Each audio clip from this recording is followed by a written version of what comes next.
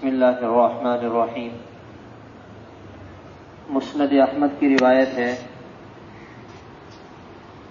معاذ بن جبل رضی اللہ تعالیٰ عنہ روایت نقل کرتے ہیں، آپ صلی اللہ علیہ وسلم نے فرمایا اگر کسی شخص کے 3 بچے بچپن میں فوت ہو جائیں تو یہ تینوں بچے جنت کے دروازے پہ کھڑے ہوں گے اور اپنے والد کو جنت کے 8 دروازوں میں سے جس دروازے سے چاہیں گے جنت میں لے کے جائیں گے۔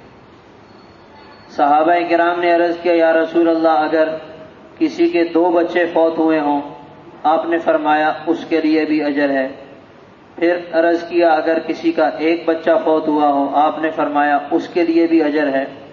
پھر آپ نے فرمایا اگر حمل ضائع ہو گیا اور بچے میں ابھی جان نہیں ڈالی گئی، اس سے پہلے ضائع ہو گیا، وہ بھی اپنی ماں کو جنت میں لے کے جائے گا۔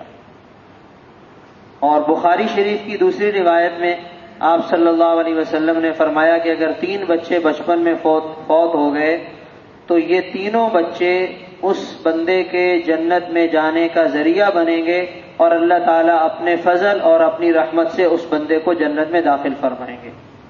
اور تیسری روایت ہے، اس میں یوں فرمایا کہ جب کسی کے بچے کا بچپن میں انتقال ہو تو جب فرشتے اس کی روح قبض کر کے لے جاتے ہیں تو اللہ تعالیٰ پوچھتے ہیں کہ تم نے کیا کیا؟ میرے بندے کے بیٹے کی روح قبض کر لی؟ فرشتے عرض کرتے ہیں بالکل ہم نے کر لی۔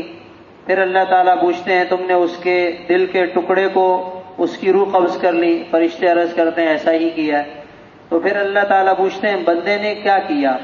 تو فرشتے بتلاتے ہیں اس نے آپ کی حمد و ثنا بیان کی اور انا للہ و انا الیہ راجعون پڑھا، اس نے یہ کیا۔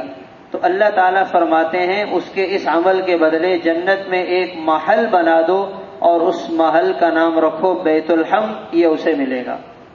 تو اس سے اندازہ لگائیں کہ ہمارے دین میں کتنی تسلی والی باتیں ہمیں ملتی ہیں، ہمارا دین ہمیں کتنی بشارتیں سناتا ہے کہ اس میں کسی قسم کی کوئی مایوسی نہیں ہے، اس میں آدمی کے لیے کوئی پریشانی نہیں ہے۔ حالات تو زندگی کا حصہ ہیں، آتے جاتے رہتے ہیں، تو ایسے موقع پہ ہمیں اپنے دین کی بتلائی ہوئی ہدایات اور تعلیمات کو سامنے رکھ کے چلنا چاہیے، اس سے انشاءاللہ دنیا میں پریشانی بھی کم ہوگی اور آخرت کا اجر وہ اپنی جگہ رہا۔ اللہ تعالیٰ عمل کی توفیق عطا فرمائے۔